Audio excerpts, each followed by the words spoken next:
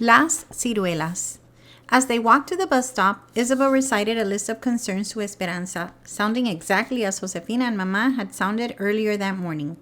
Put Pepe down for a nap first, and when he falls asleep, put Lupe down. Otherwise, they will play and never go to sleep. And Lupe will not eat bananas. I know, said Esperanza, repositioning Pepe on her hip. Isabel handed her Lupe and climbed the steps of the yellow bus. She found a seat and waved from the window. Esperanza wondered who was more worried, she or Isabel. Esperanza struggled to carry both babies back to the cabin. Thank goodness Isabel had already helped her feed and dress them. She settled them on a blanket on the floor with some tin cups and wood blocks, then put the beans into a big pot on the stove.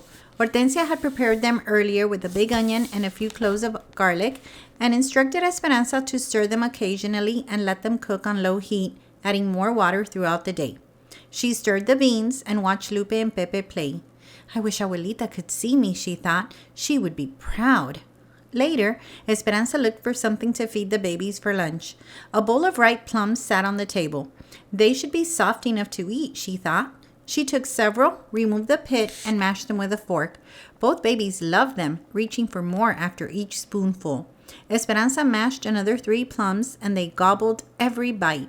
She let them have their fill until they started fussing and reaching for their bottles of milk. Enough of lunch, said Esperanza, cleaning their faces and gratefully thinking that it would soon be nap time.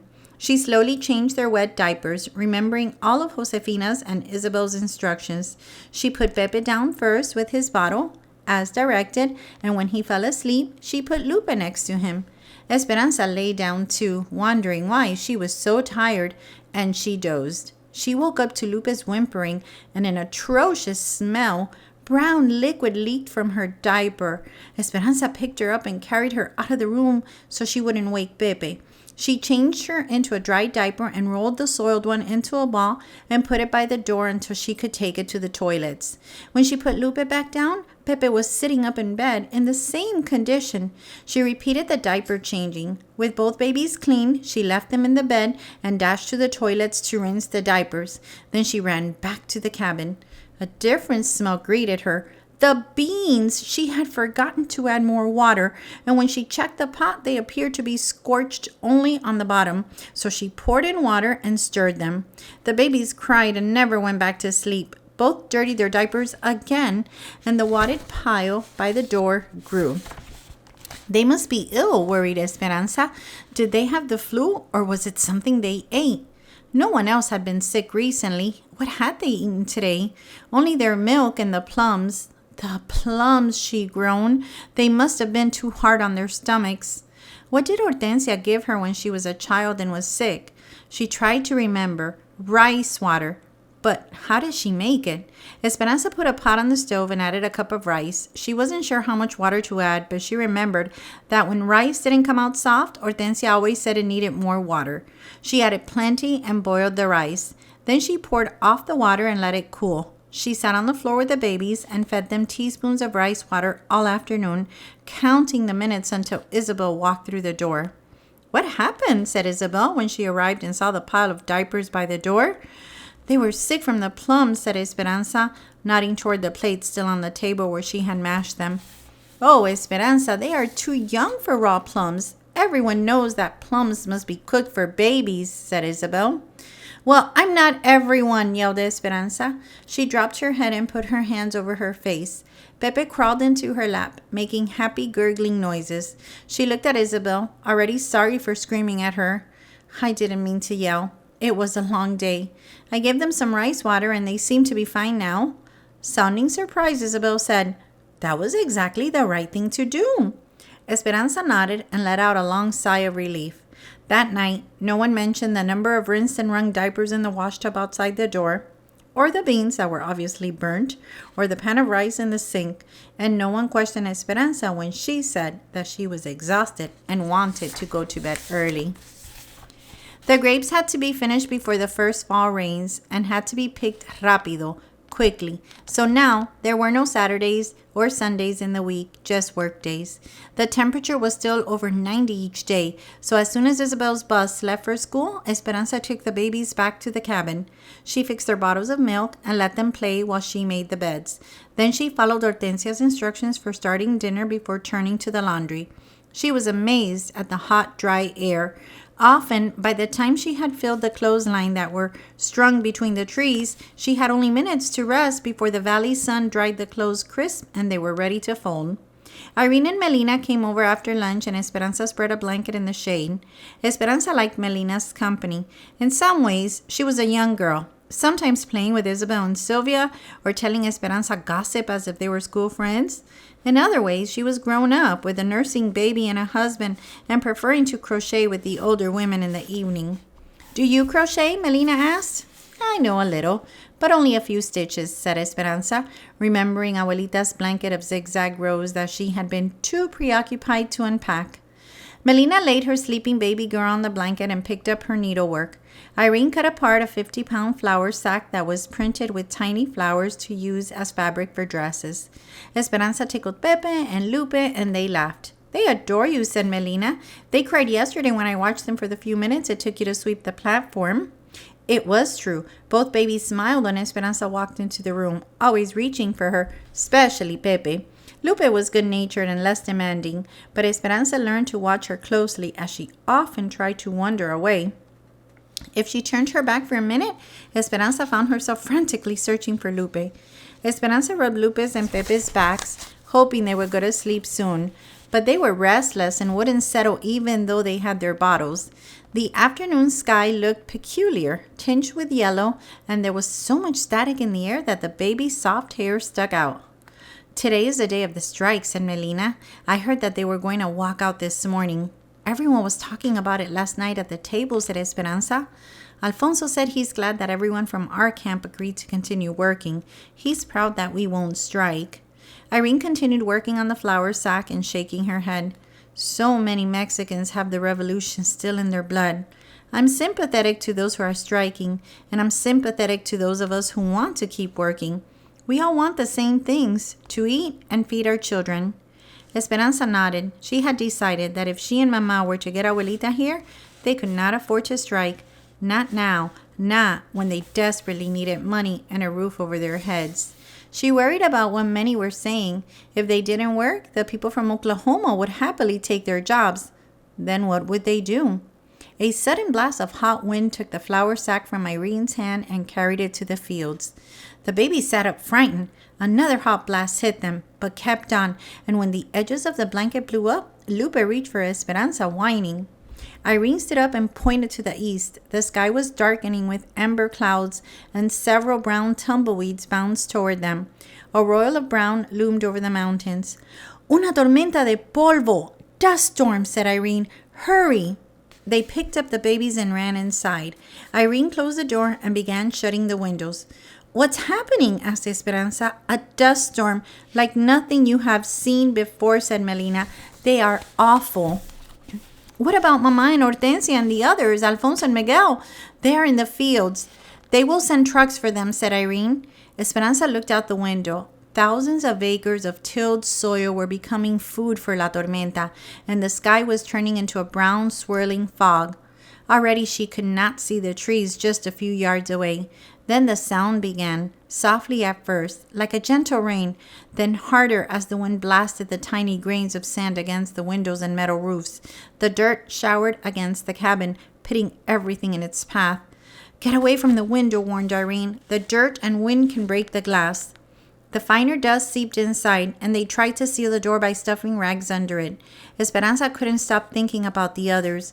Isabel was at school. The teachers would take care of her. But Mama Hortensia and Josefina were in the open shed. She hoped the trucks would bring them soon. And the fields, she could only imagine Alfonso and Juan and Miguel. Could they breathe? Irene, Melina, and Esperanza sat on the mattress in the front room trying to calm the babies. There was no relief from the heat in the closed room, and soon the air was hazy. Irene damped some towels so that they could wipe the babies and their own faces. When they talked to one another, they tasted the earth. "How long does it last?" asked Esperanza. Sometimes hours, said Irene. The wind will stop first and then the dust. Esperanza heard a meowing from the door. She ran to it and, pushing hard against the wind, opened it a crack. Isabel's kitten, Chiquita, darted in. There was no trace of her orange fur. The cat was powdered brown. The babies finally fell asleep, drowsy from the heavy air. Irene was right. The wind stopped, but the dust still swirled as if propelled by its own power. Irene and Melina left with Melina's baby, covered beneath a blanket, and rushed to their cabin. Esperanza waited nervously, pacing the room and worrying about the others. The school bus came first. Isabel burst into the cabin, crying, "Mi gata, Chiquita!" Esperanza hugged her. "She's fine, but very dirty and hiding under the bed. Are you all right?" "Yes," said Isabel. "We got to sit in the cafeteria all afternoon and play games with erasers on our heads, but I was worried about Chiquita." The door opened again, and Mama walked into the cabin, her skin covered with an eerie brown chalkiness and her hair dusted like the cat's fur. "Oh, Mama!" "I'm fine, mija," she said, coughing. Hortensia and Josefina followed, and Isabel put her hands on her cheeks in worried surprise. You look like raccoons," she said. All of their faces had circles of pink around their eyes where they had squinted against the dust. "The drugs could not find their way to the shed, so all we could do was sit and wait," said Hortensia. "We hid behind some crates and buried our heads, but it did not help much." Josefina took the babies next door, and Mama and Hortensia began washing their arms in the sink, making muddy water. Mama continued to cough. "What about Alfonso and Juan and Miguel?" asked Esperanza. "If the trucks could not get to us, they could not get to the fields. We still have to wait," said Hortensia, exchanging a worried look with Mama. A few hours later, Juan, Alfonso, and Miguel arrived, their clothes stiff and brown, all of them coughing and clearing their throats every few minutes. Their faces were so encrusted with dry dirt that they reminded Esperanza of cracked pottery. They took turns rinsing in the sink, the pile of brown clothes growing in the basket. When Esperanza looked outside, she could almost see the trees, but the dust was still thick in the air. Mama had a coughing spasm, and Hortensia tried to settle her with a glass of water. When the adults all finally sat down at the table, Esperanza asked, "What happened with the strike?" "There was no strike," said Alfonso. "We heard that they were all ready and that there were hundreds of them. They had their signs, but the storm hit. The cotton is next to the ground, and the fields are now buried in dirt and cannot be picked. Tomorrow they will have no jobs because of an act of God." "What will we do tomorrow?" asked Esperanza. "The grapes are higher off the ground," said Alfonso. "The trunks of the vines are covered, but the fruit was not affected. The grapes are ready and cannot wait, so mañana we will go back to work." The next morning, the sky was blue and calm, and the dust had left the air. It had settled on the world, covering everything like a suede blanket. Everyone who lived at the camp shook out the powdery soil, went back to work, and came home again as if nothing had happened. In a week, they finished cutting the grapes. Then, while they finished packing the grapes, they were already talking about preparing for potatoes. The camp routine repeated itself like the regimented rows in the fields. Very little seemed to change, thought Esperanza, except the needs of the earth. And Mama. Mama had changed, because after the storm, she never stopped coughing. "Mama, you're so pale," said Esperanza. Mama carefully walked into the cabin as if she were trying to keep her balance and slumped into a chair in the kitchen. Hortensia was bustling behind her. "I'm going to make her chicken soup with lots of garlic." She had to sit down at work today because she felt faint.